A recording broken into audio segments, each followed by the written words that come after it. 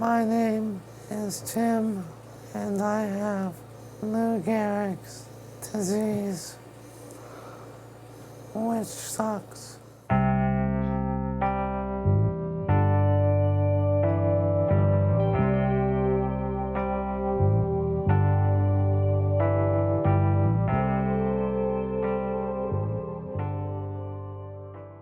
With the Army, people contribute in different ways. Some do it with money, some make art.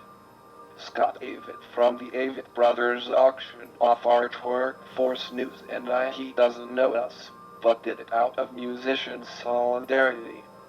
We had worked with Often Awesome in the past on the quilt project, and something like that kind of stays in your head, that cause and what Tim's going through. It's a pretty major thing. And so it just dawned on me that here's another way that we could possibly help out. And Scott Avett popped to mind, and we kind of got that rolling and made it happen.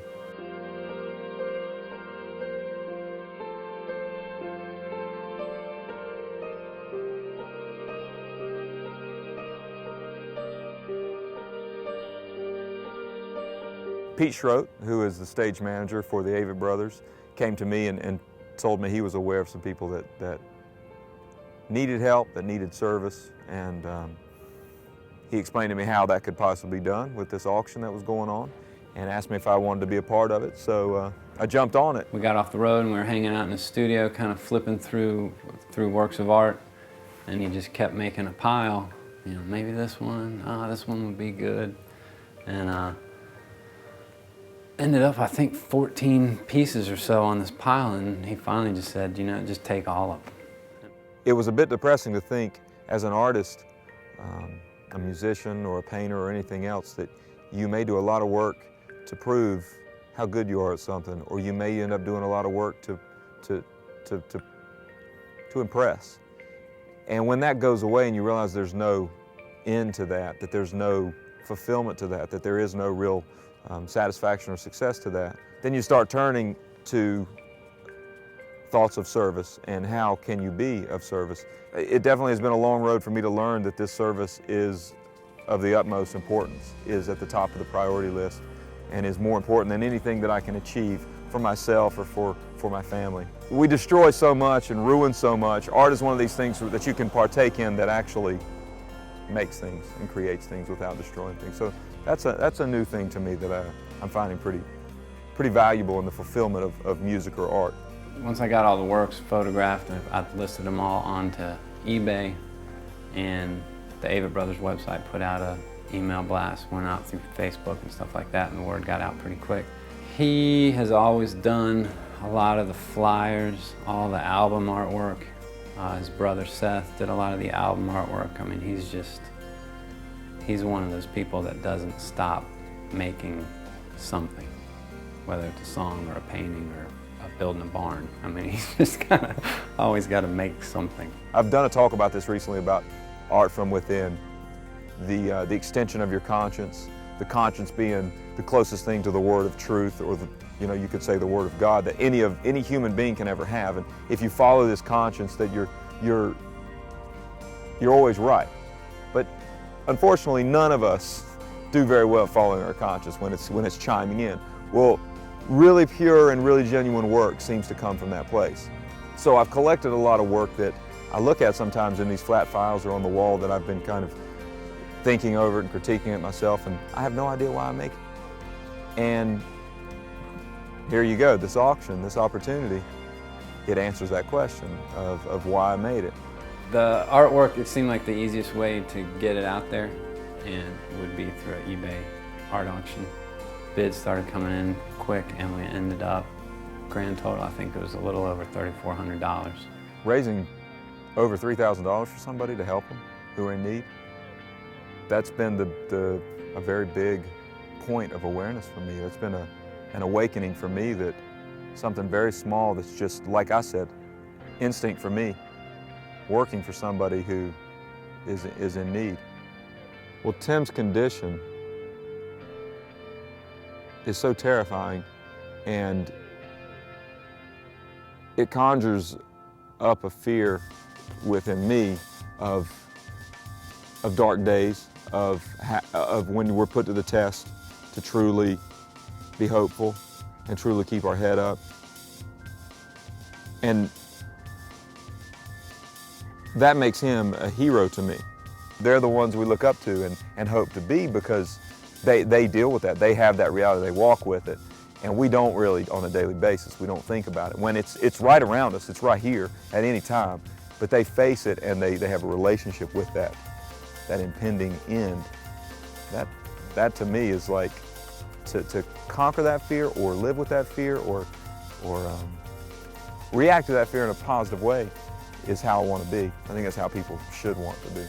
I have never seen an amount of miles put down, cash involved, people to a show, compliments in a bag, ever that give you the fulfillment or the reward that a quiet piece of service will do. I mean that when I say that service that anybody can do. If it's scooping a bowl of soup for somebody that needs it, to just giving that buck to somebody that needs it more than you do. I mean, it's endless, and any of us can do it. I didn't have the luxury of giving my time to the cause, but just kind of look around at what you do have, and I had this connection with Scott, and that just seemed to make sense to use that. You know, other people, there was the tattoo fundraiser. That's what they had, so they used it. I think a lot of people have things, not necessarily money, but we all have a way to make a difference.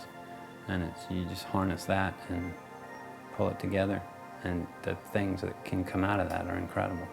There are so many ways people help us and awareness. It makes Kaylan and I feel beautifully overwhelmed. A lot of times you want to do something to make a difference and to help someone, whether directly or indirectly, or just, you know, to make other people aware that like small things in everyday life can help someone greatly. A bunch of people had gotten together to help someone that, you know, was a friend and that they really cared about, and created like a family for him. And I felt like I had a lot of resources that I could help, and it would be, you know, something that would only take a little bit of my time, so just wanted to do it.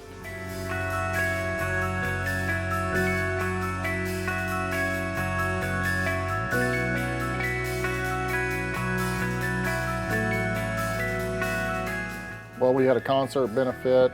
Alex, that works upstairs, approached me about doing a fundraising benefit, and knowing Alex, the good person that she is, I said certainly, and I think everything turned out great. Everybody, it was a wonderful crowd of people. A couple of the bands that played for the benefit were The Numbers and Quiet Brace, which were unbelievable bands. The crowd really liked it, enjoyed it a lot.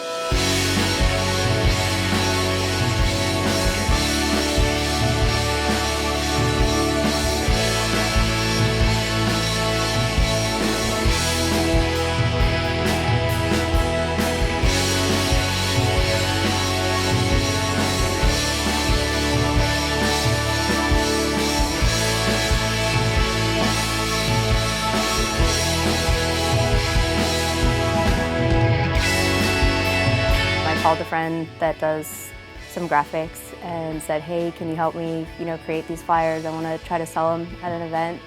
The rainbow with the clouds and the Often Awesome logo was what really touched him, and so we used that, and we used a sparrow, and the sparrow had like a vine hanging from its mouth, which is what we used, you know, to kind of start your note, to sign your name. And so we sold those for $1, similar to the way you see things everywhere for like March of Dimes. They sell a sneaker, or, you know, I guess it's maybe the Jimmy V Foundation, they sell the basketballs, and that's where we got the idea from. We had everyone sign these sparrow flyers, sign their name. A lot of people wrote notes to Tim, which was really awesome, and it was really interesting to read, you know, to see people that did know Tim and like the personal notes that they wrote, and people that didn't. But then we hung them all and displayed them and took a lot of pictures, and it felt really cool. It felt really great to, you know, have accomplished something by the end of it. it doesn't take a lot, you know, to raise awareness about something, about a cause, about anyone, or to help someone if you just decide that you want to. Once I got it started and I asked a few people to help, it turned into something, you know, huge.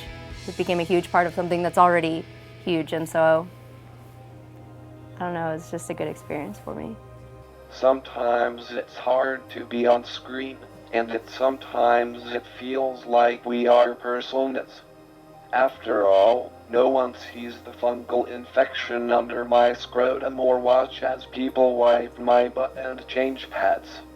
No one sees us crying in bed, fearing the future, or realizes that Kaylan works over 40 hours a week and still takes amazing care of me. But this movement was never going to be easy. If it stopped now, I would be proud of what we did. But momentum is too strong now. Even when I die, often awesome will only get stronger. Well, I'll die trying, I'll never give up. Even when the odds are down, when no one gives a fuck. And even when pigs are flying, hell is frozen up. Well, I'll die trying, I'll never give up. And I know it's hard to love someone whose head is in the stars. But don't give up, hold on soon. Until I've kept my promise and have given you the moon, I will die trying, I'll never give up. Even when the odds are down, when no one gives a fuck. Not even when pigs are flying, hell is frozen up. Well, I'll die trying, and I'll never give up. And I know my